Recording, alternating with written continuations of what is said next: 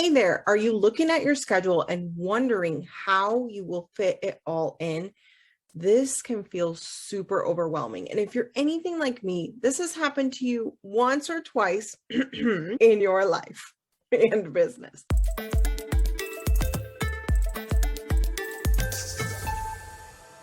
And the thing is that burnout entrepreneurs struggle with staying on top of everything coming their way because a lot of their time is stuck in reacting. They're spending time putting out a lot of fires, and that takes a ton of energy on out of us. So it might be something like, oh my gosh, my link is broken on that website. That means I have to remember to do that after I take care of screaming child right here. The team doesn't have enough to do today, or they don't know what they're doing this week. I need to go figure that out. The kids forgot their lunch boxes. Now I got to go back to the school and drop them off. What's for dinner? Oh my God, I forgot to plan anything. Now I need to order something or make a TV dinner. And the list goes on and on. As I say the example of this life, it's exhausting.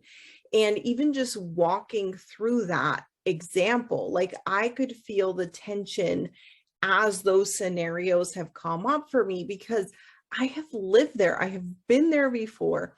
And what I am here to share with you today is that after being an entrepreneur online for over 7 years and running a global coaching company that helps people all over the world, I was voted #2 top coach in New York last year, all while being a mom. And at times during these last 7 years, quite honestly, running other businesses, being in other jobs, doing virtual schooling, which many of you can relate to. And what I know for sure is that I can't really control a lot of these circumstances. But what I can do is be very intentional about the things that are on my plate and how I am managing and running them day to day, week to week. And the number one thing that has really allowed me to stay on top of all of these things is creating my life and business on purpose with my CEO plan, which is what today's video all about. We are going to talk about how to prioritize your CEO planning day as an entrepreneur. If you don't know me already, my name is Mariana, and I am the founder and CEO of the Impact Driven Entrepreneur, where we help coaches to build 6- and 7-figure businesses that provide consistent recurring revenue online, all while making an impact. So let's talk about why planning like a CEO day is so important to entrepreneurs. Planning your life and your business like a CEO is important to avoid those burnout cycles that tend to happen when we are putting out fires all day. It also means living on purpose. So it means that we are living out our vision. And to an entrepreneur, if you're an entrepreneur watching this, which of course you are, why else would you be watching this? It is one of the most important things that we have is our vision. It's what allows us to lead our teams, to lead our companies, to create these companies in the first place. And if we don't have a strong business or vision as an entrepreneur, I always think back to that quote or the parable or something like that from the Bible. I'm not really that much into the Bible or religion. However, this particular one always comes to mind, and that is, without a vision, the people will perish. I have seen it happen in my business, with myself, just on my own in my life, and with many of our clients who have lost their vision. And so if you are finding yourself in that place, then take a little time today, if you can, to just journal on what is the vision? What am I doing? What is the point of all of this? And for me, throughout the last 7 years, that vision that I want for myself has definitely shifted over the years, but it's what has remained the same are some of these principles that I'm going to share with you that I have been able to achieve all of them. And I think are super important for the longevity and the resilience factor, and most importantly, the consistency in your revenue for a long-term plan. Okay, so One, my business runs like a well-oiled machine, and there is very little putting out fires. And anytime there are fires to be put out, I fix it to the core of the system so that I'm not having to put that fire back out again in 1, 2 weeks, 4 weeks, whatever. Number two, a consistent recurring revenue. So I know how much money I'm going to make this month, next month, the month after, on and on. I don't have to work more than 20 hours a week on my business. That's a beautiful thing. I get to serve only clients that I adore and that light me up. Every time that I go to work on my business, I'm super excited. I find the joy, I enjoy it, and I have fun, and I enjoy the process. Again, that was my vision many years ago. And at the time, I had all this stuff on my plate that I didn't know that I had to start getting rid of. I just knew some things were off. So throughout the last 7 years, I've been able to really narrow it down to the things that I enjoy the most are the only things I'm responsible for. And lastly, I don't have to hustle or sell to hurry up and make money. That has been a big one that I have really leaned into and allowed it. That single concept allowed me to take 9 months off in 2020 when the whole chaos of 2020 happened. 9 months off from selling because I didn't have to hustle to hurry up to make money. I was able to continue to make that consistent recurring revenue working 20 hours a week because of how I had set things up. So for these types of things to happen, I had to sit down and be very intentional about what was on my plate, how many things were on my plate, what I chose to sell, how I would be selling my program, who my ideal clients really were, what my team and CEO and my infrastructure of my company, the org chart looked like, what the workflows would look like for each person on the team, and most importantly, what I focus on every day. So the reason that I had to do this so intentionally was because I tried to do it in other ways that were reactionary, that led me to hustle and burnout, or adding more and more strategies that were supposed to work, all of which landed me in burnout cycles. And the business model was just not one that was what I wanted, what worked for me, and what I knew I could keep up with long term. What I found out throughout this process was that I could implement a strategy that was both effective, meaning it worked, and less effort from me, and left me feeling fulfilled. So what does a CEO planning day look like for entrepreneurs? A CEO day planning day happens several times throughout the year.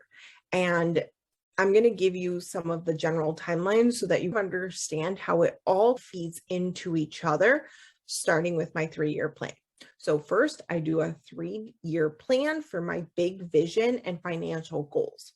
Next, I do my yearly goal planning that I do obviously once a year to really start to see that vision come to life and look at financially, what are the things that we're going to have to do in order to be on track to hit those 3-year goals.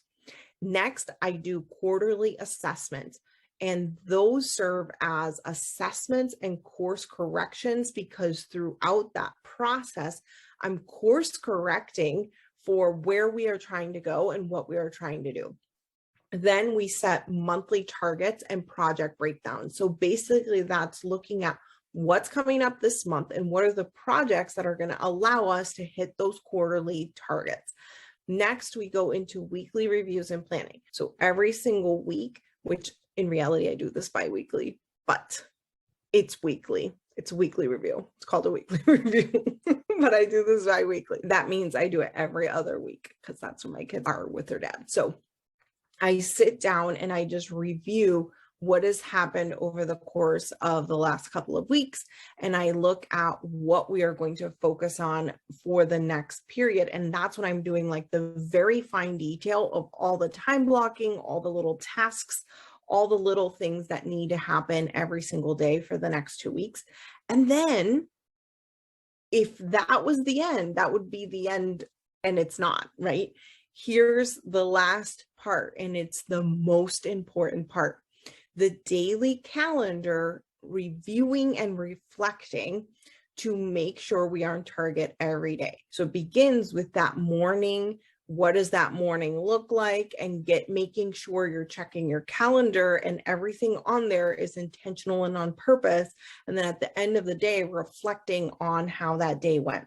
Very similar, like a lot of these are set up in a very similar way where you are planning, but you are also reflecting, because both of those are really necessary to make sure you are on target, you are on track, and everything is still in alignment with what you are trying to do. Now, if you are interested in way more depth on any of these or all of these, please leave me a comment on this YouTube video. So please leave me a comment below if you would like further training on any of these things, because I'm happy to go in more depth on each of the CEO planning parts that I go into. All right, so it's also important to note that you are needing to do this for your whole life.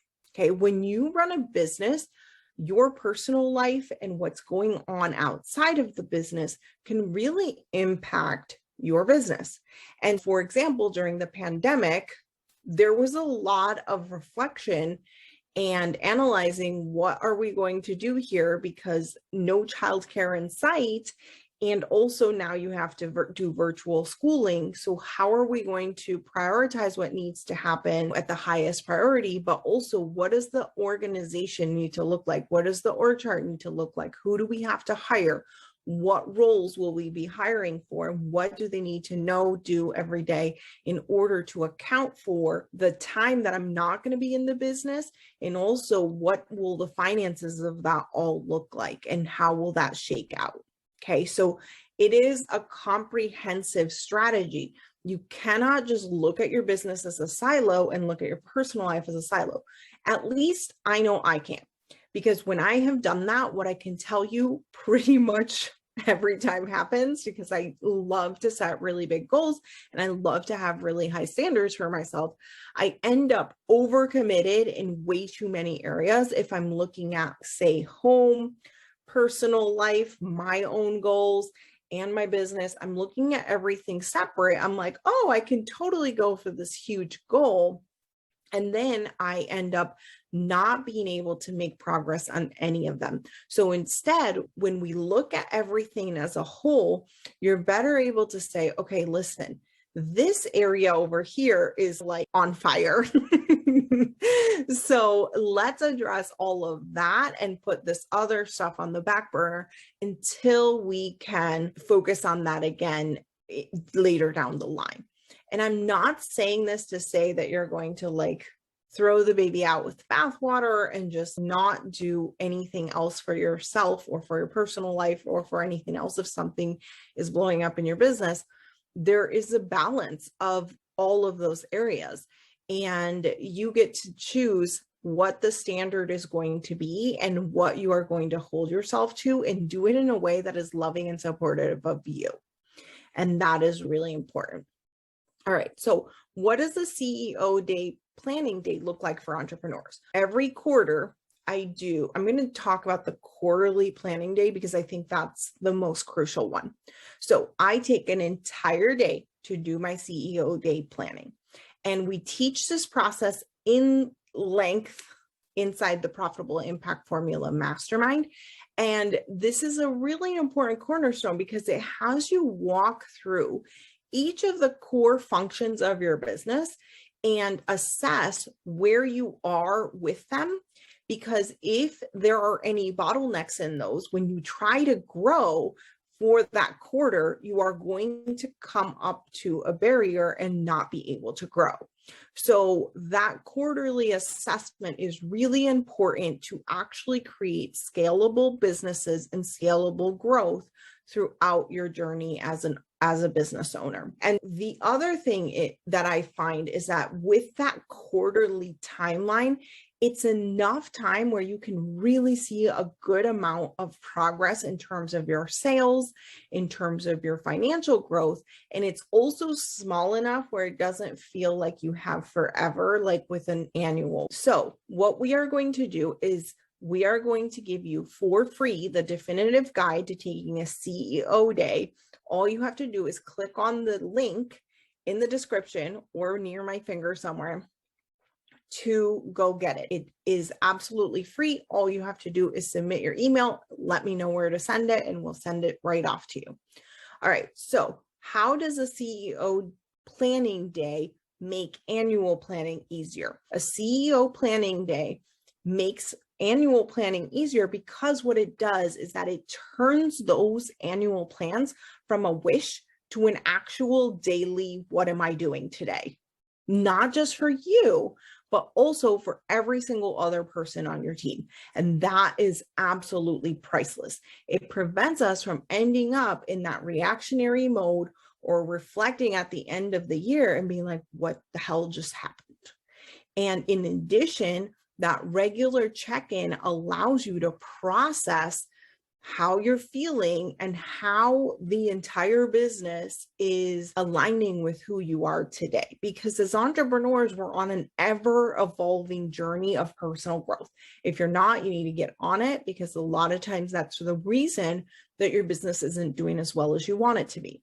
And because we're on that like ever growing train, who you are today and the goals you're going to have today are going to be different than 5 years down the line or 10 years down the line. And that's a perfectly healthy thing. What I wanted to share is that throughout that process, that regular check-in is super important at every level. If, for example, you're doing a reflection and you notice for the last 2 weeks or the last 4 weeks, every single time in this one area, you keep having a lot of resistance or you keep not doing the work for it, it is a perfect opportunity for you to do work on that and figure out what's actually going on. Whereas if you're not reflecting on how you're feeling or what's actually happening, versus a lot of times, here's what happens. When you're not taking action on the thing you wanted to take action on, you go into shame avoidance, I'm just not going to look at it mode. And then months go by and you're like, what just happened? Why didn't I do what I wanted to do? What is wrong with me? And we go down a shame spiral. When you're constantly checking in, it gives you permission to, like, 2 weeks, 3 weeks, 4 weeks down the line, actually look at it and be like, what's going on? Is this just not a priority anymore? Do I have resistance here? Is it a mindset block? Is it like something else that's preventing me from doing this? Do I need to get some other things cleaned up before this is important?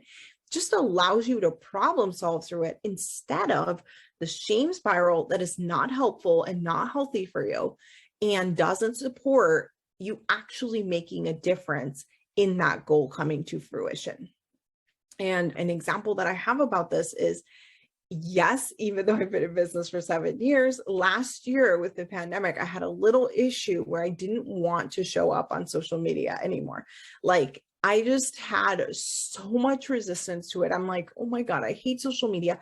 And for many years, I was delegating pretty much all of social media.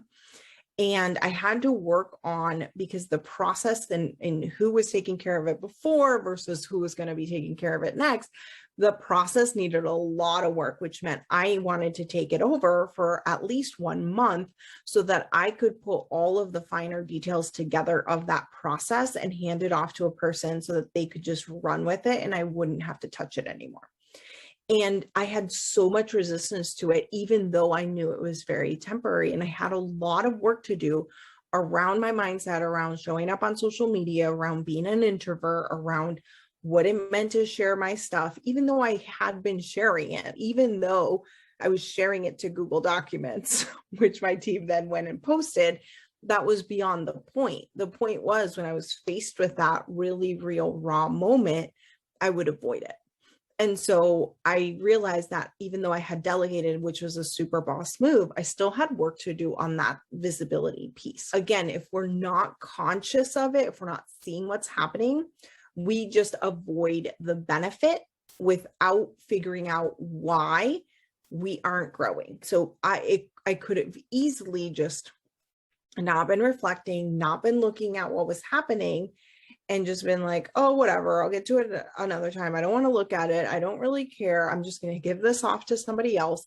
And I wouldn't have had the opportunity for that growth, which I then had. And I would have missed out on increased visibility, better systems, a better communicating team, a system for social media that was more versatile for newer employees. There was so much benefit that came from that. And again, it was all about being conscious and really being intentional with the planning process. All right. So if you haven't already, make sure you subscribe and hit the bell to get notifications of any upcoming videos that we are going to share to help you grow and scale your business. Also note that you will be notified of new videos only if you hit the bell. If you just hit subscribe, you won't be notified of any new videos coming out. So you want to hit subscribe and the bell.